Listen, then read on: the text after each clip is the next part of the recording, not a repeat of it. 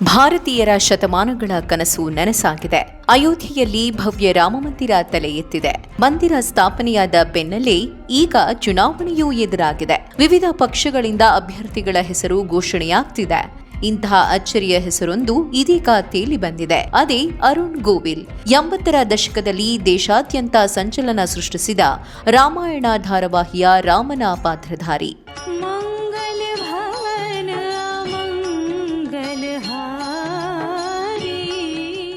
ಬರೋಬ್ಬರಿ 35 ವರ್ಷಗಳ ಹಿಂದೆ ದೂರದರ್ಶನದಲ್ಲಿ ಪ್ರಸಾರಗೊಂಡ ಧಾರಾವಾಹಿ ಇಂದಿಗೂ ಭಾರತೀಯರ ನೆಚ್ಚಿನ ಧಾರಾವಾಹಿ. ಅದು ರಮಾನಂದ್ ಸಾಗರ್ ನಿರ್ಮಾಣದ ರಾಮಾಯಣ ಧಾರಾವಾಹಿ. ಆ ಧಾರಾವಾಹಿಯಲ್ಲಿ ರಾಮನ ಪಾತ್ರ ನಿರ್ವಹಿಸಿದ್ದ ಅರುಣ್ ಗೋವಿಲ್ ಈಗ ಬಿಜೆಪಿಯ ಅಭ್ಯರ್ಥಿ ಎಂಬ ಮಾತು ಕೇಳಿ ಬರ್ತಿದೆ. ಉತ್ತರ ಪ್ರದೇಶದ ಮೀರತ್ ಕ್ಷೇತ್ರದಿಂದ ಅವರು ಸ್ಪರ್ಧಿಸಲಿದ್ದಾರೆ ಎಂಬ ಸುದ್ದಿ ಹಬ್ಬಿದೆ. ಅದು ಪಕ್ಕಾ ಆಗಿಲ್ಲದಿದ್ದರೂ ವದಂತಿ ಜೋರಾಗಿಯೇ ಇದೆ.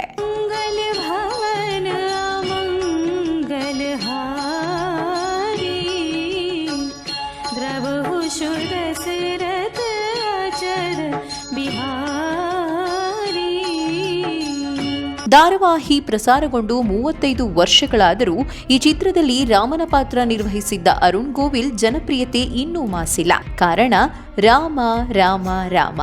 ರಾಮ ಭಾರತೀಯರ ಆರಾಧ್ಯ ದೈವ. ಈ ರಾಮನ ಪಾತ್ರಧಾರಿಯನ್ನು ನಮ್ಮವರು ರಾಮನಂತೆಯೇ ಕಂಡವರು.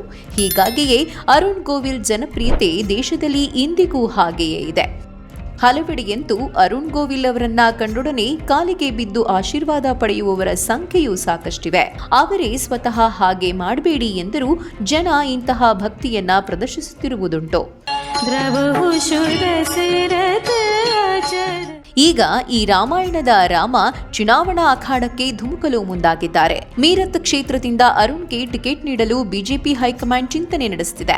ಈ ಹಿಂದೆ ಮೀರತ್ನಿಂದ ರಾಜೇಂದ್ರ ಅಗರ್ವಾಲ್ ಬಿಜೆಪಿ ಪಕ್ಷದಿಂದ ಸ್ಪರ್ಧಿಸಿ ಗೆಲುವನ್ನ ಸಾಧಿಸಿದ್ರು. ಸದ್ಯ ರಾಜೇಂದ್ರ ಅಗರ್ವಾಲ್ಗೆ ಟಿಕೆಟ್ ಮಿಸ್ ಆಗಿ ರಾಮನ ಪಾತ್ರಧಾರಿಗೆ ಸಿಗುವ ಸಾಧ್ಯತೆ ಇದೆ.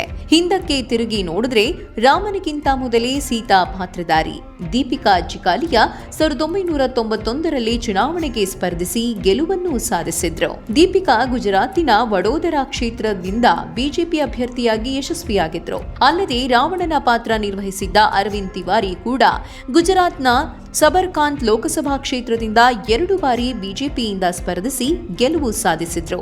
ಕೇವಲ ರಾಮಾಯಣವಷ್ಟೇ ಅಲ್ಲ, ಮತ್ತೊಂದು ಮಹಾಧಾರಾವಾಹಿ ಮಹಾಭಾರತದಲ್ಲಿ ಕೃಷ್ಣನ ಪಾತ್ರ ನಿರ್ವಹಿಸಿದ್ದ ನಿತೀಶ್ ಭಾರದ್ವಾಜ್ ಕೂಡ 1996ರಲ್ಲಿ ಜಾರ್ಖಂಡ್ನ ಜೆಮ್ಶೆಡ್ಪುರ ಲೋಕಸಭಾ ಕ್ಷೇತ್ರದಿಂದ ಸ್ಪರ್ಧಿಸಿ ಜಯ ಸಾಧಿಸಿದ್ರು. ಭಾರತದ ಮಹಾಕಾವ್ಯಗಳಾದ ರಾಮಾಯಣ ಮತ್ತು ಮಹಾಭಾರತ ಭಾರತೀಯರ ಮನದಾಳದಲ್ಲಿ ಎಷ್ಟರ ಮಟ್ಟಿಗೆ ಬೇರೂರಿದೆ ಅನ್ನೋದು ಈ ಕಲಾವಿದರ ಗೆಲುವಿನಿಂದ ಸಾಬೀತಾಗುತ್ತೆ.